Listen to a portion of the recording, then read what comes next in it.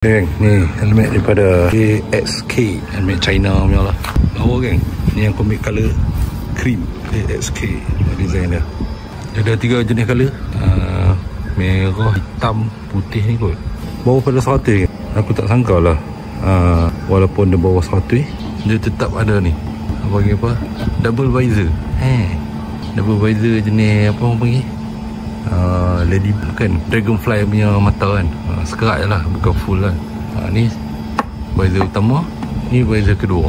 Dia punya interior merah dan macam kapet Alcantara.